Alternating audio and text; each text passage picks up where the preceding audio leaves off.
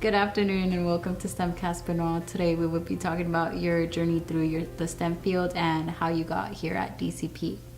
Thank you very much, Bernice. Yeah. It's great to be here, and it's I like talking about myself. You know that from our classes together.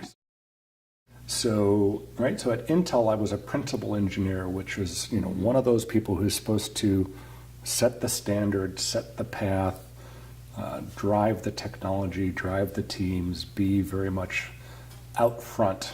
And at DCP, the model is host, not hero. Power on, PRQ, can you explain these type of terms to me? So at Intel, when we made a chip, right, when we did a new chip design, when it first came back, that process of getting it back, plugging it in, turning it on, trying to see if it worked was called power up. And it was a big, either things worked very quickly and there was a big celebration, or things didn't work and you were pulling your hair out trying to figure out what worked, right? So that's kind of the, hands-on, all the thinking and creating is done, and now it's time to get the product back and see what you can do with it.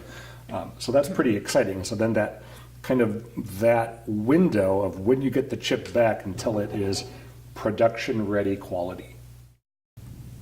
Mostly tech is pretty evolutionary.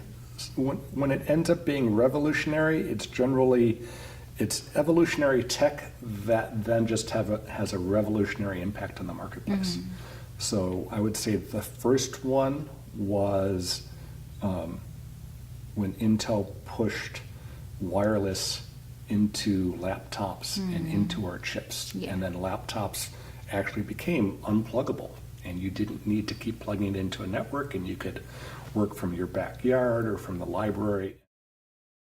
In that whole scene where he does, do or do not, there is no try, he's also trying to explain to Luke, you haven't been listening, right? You need to stop thinking the way you have been thinking and try to listen better. And that's a huge life lesson, I think, for everyone, including me, particularly me. Right? To listen, we need to close, this and open these up, and we need to open them up for a while and really try to hear what the other person is saying. And that can be difficult, and that's difficult for a lot of people. But we then communicate better, and once we start communicating better, then we solve problems because we're understanding each other better, and we get things done. And it took us a couple of months to figure out what exactly was wrong and how there was that extra zero. But, so I was involved in that debug, and it came out that it was my mistake, but it didn't matter. I was so much part of the debug and how and why it happened and how we resolve it that I got promoted from that effort.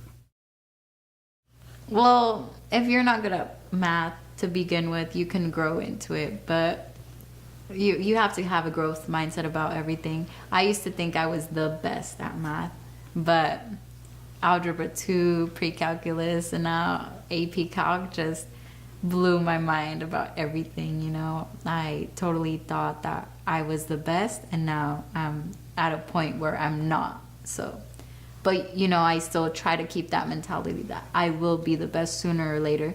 And you do need math for STEM, but it's not, you don't have to automatically be the best in math to go into a STEM major. Yeah. So that's how I learned calculus in college, was after I failed the next semester, my engineering class required it.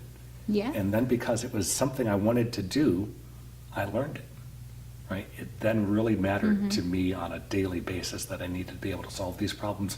And then I was motivated and I was interested, right? So yeah, if you're, the math that you need, you will learn if you have the passion for it, which is exactly what you described. Yeah. Good luck with all of that, Benoit. Thank you. Keep changing a lot of people's lives, because you have done that a lot here, including myself. I really appreciate everything you do.